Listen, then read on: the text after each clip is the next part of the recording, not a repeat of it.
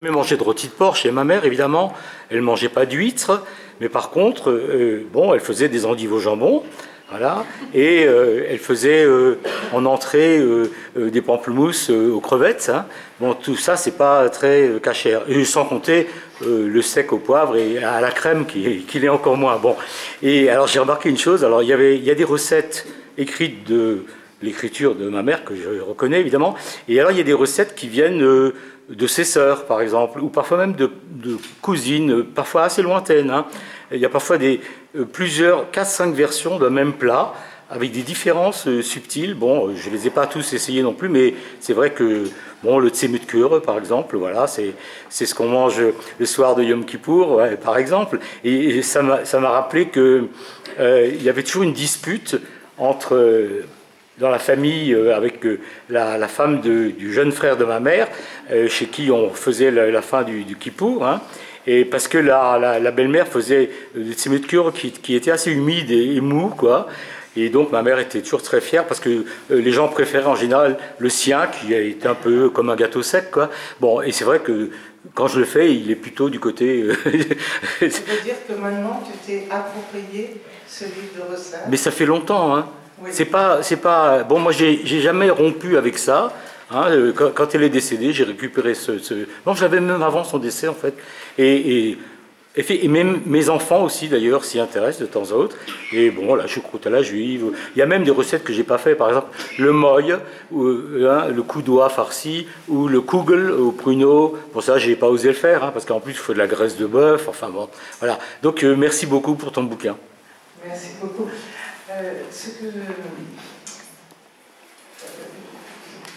Je suis contente. Ce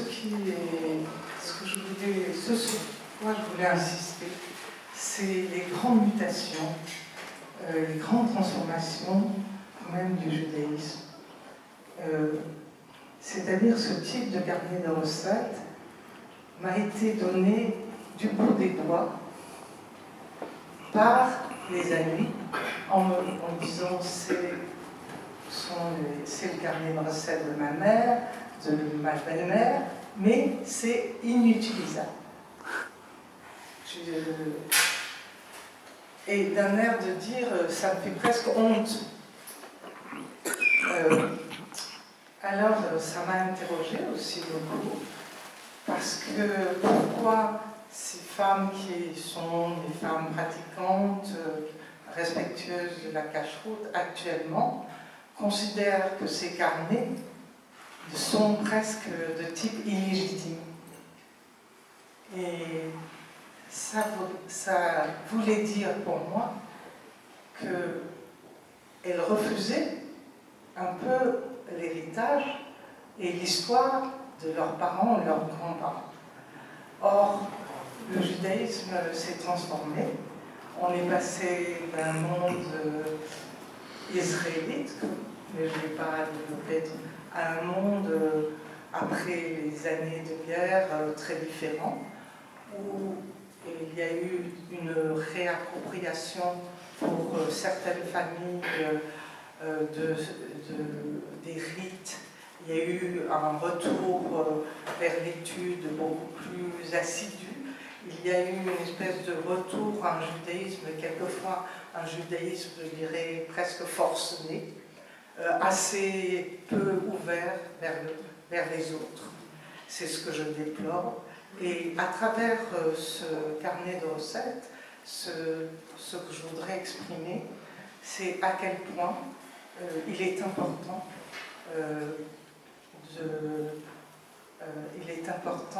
de tenir compte de cette histoire et de cette évolution et du fait que nos parents et nos parents n'étaient pas nécessairement des gens pratiquants comme certaines familles le sont actuellement, mais pour autant, il n'y avait aucun dénigrement de leur histoire et de leur appartenance au monde juif.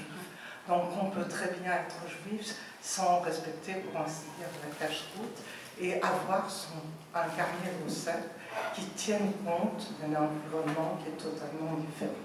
Voilà.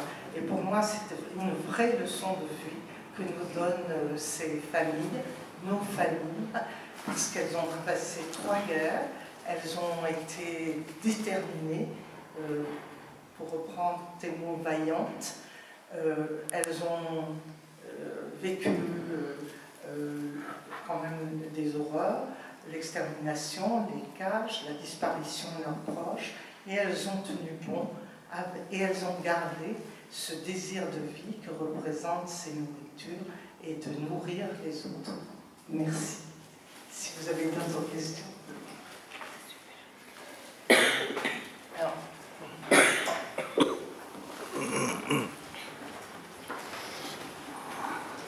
Merci pour ton très beau livre, Annie. Moi, ce n'est pas une question, je voudrais juste faire un constat suite à ce que tu viens de dire.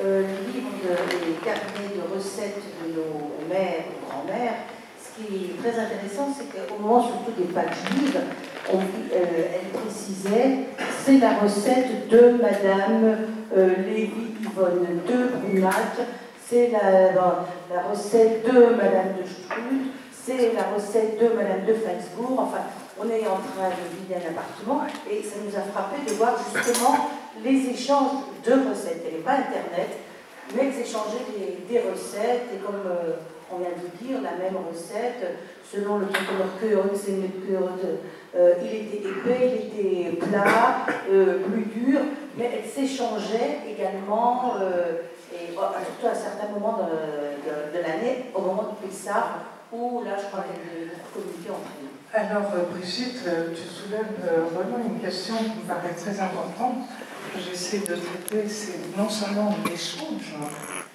plus ou moins réel, parce que comme le soulignait Marie-Christine, on ne donnait pas tellement facilement ces recettes, c'est-à-dire qu'on faisait semblant de les donner. Il manquait toujours quelque chose. Exactement, oui. Exactement. Il manquait un élément. Comme ça. Ah, tu ne vas pas tout donner, hein. Bon, tu le gardes pour toi, hein. Et la question que tu posais, je ne t'ai pas répondu. C'était quelque chose de publier un livre de recettes. Et je me pose la question, est-ce que j'en ai le droit?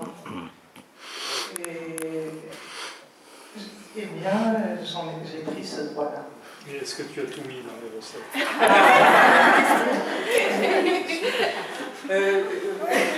Oui, parce que ça faisait partie de cette histoire. Je ne voulais pas qu'il manque trop de choses. Voilà.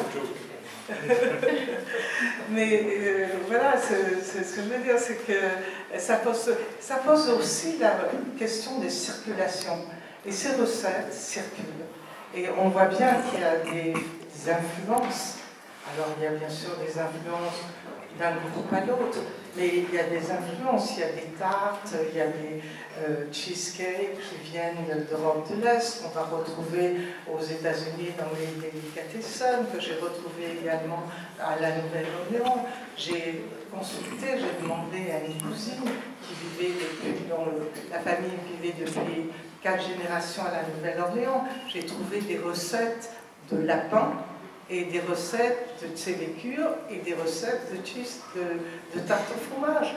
Et donc, c'est ça qui est intéressant, c'est de voir à quel point ce petit livre de recettes qui ont l'air anodin, on rigole quelquefois, on dit « Oh, tu t'intéresses à des choses vraiment superflues ». Mais quand on s'approche de très près de cet objet, c'est un véritable objet de recherche. D'autres questions? Et puis, je voulais juste demander justement, est-ce que tu envisages de continuer une recherche par rapport à ça, maintenant que tu as amorcé le sujet, que ça semble vraiment de t'intéresser beaucoup? Non, c'est un autre projet. J'ai un autre projet. Non, il y a des choses qui vont se continuer, mais pas autour de cela. J'en peux pas en dire plus pour le moment. Le mystère instantier.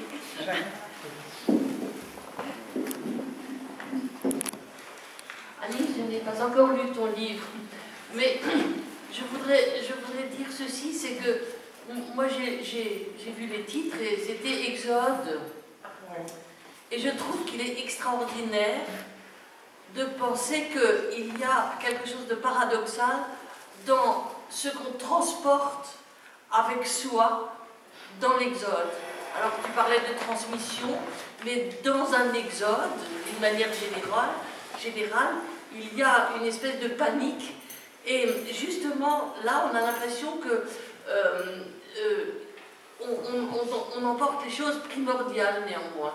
Et je pense que ce paradoxe-là est, je ne dirais pas éternel, mais je me demandais, en réfléchissant à ton livre, à la soirée ce soir, ce que pouvaient emporter les exilés syriens qui viennent, les migrants syriens qui viennent, et qu'est-ce qu'ils emportent avec eux aussi? Est-ce qu'ils emportent leur carnet de cuisine? Est-ce que tout ce qu'on emporte avec ces migrants qui sont si mal accueillis, qu'est-ce qu'ils emportent avec eux? Voilà. C'est une question, bien sûr, la question que je pose, c'est la question de l'exil, l'exode, à travers le début de ce livre. On n'en a pas beaucoup traité. Ce livre est écrit au cours de l'exode, ce petit livre, avec des influences des gens autour. Et la question que je me pose, que je n'ai pas, c'est pourquoi ma mère a écrit ce livre en 1940. Qu'est-ce qui faisait qu'elle a eu besoin, durant un arrêt de 4 mois, d'écrire ce livre de 150 recettes, ce qui était énorme, et comment elle l'a écrit, et avec quels moyens. C'est un tout petit carnet, mais quelle mémoire elle avait de sa famille, pour nommer d'où venaient ces recettes, comme tu dis, Brigitte, d'où elles venaient, et pourquoi elle a eu ce besoin. Alors, il y a des hypothèses, elle venait se financer, et le carnet de cuisine, ça fait partie de son trousseau. Et pour moi, ce carnet de cuisine, c'est comme une trousse de survie. Voilà. Et pour les exilés, je pense qu'ils sont les migrants avec eux, des objets fétiches, des objets qui leur sont indispensables. Et il y a eu des travaux qui ont été faits sur les migrants et les objets qu'ils ont utilisés actuellement. Mais des questionnements plus récents, ça je ne peux pas te dire, mais c'est vraiment une question. Et ça reste une question. C'est une question essentielle.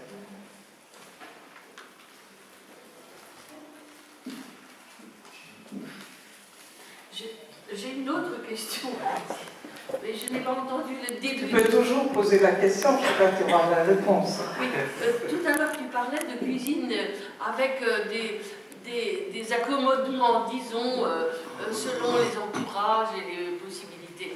Et moi je trouve ça extraordinaire, parce que c'est au fond une preuve de non-intégrisme. Nous crevons tous actuellement des formes d'intégrisme autour de nous, et je trouve que cette façon de s'adapter finalement à son entourage et de ne pas fermer la porte aux autres, de sortir des communautarismes dont on crève, voilà, eh bien c'est quand même quelque chose, c'est un très bel exemple. Donc, alors, moi je n'envisagerai pas les choses comme tu le fais. Je serais plus nuancée, parce que je suis pour voir un peu tout ce monde-là. C'est une question, on ne va pas la résoudre ce soir, mais ce que je voulais dire à travers ce livre, c'est qu'on pouvait, on avait le choix de son attitude. On avait le choix d'être replié sur soi, comme on a le choix de s'ouvrir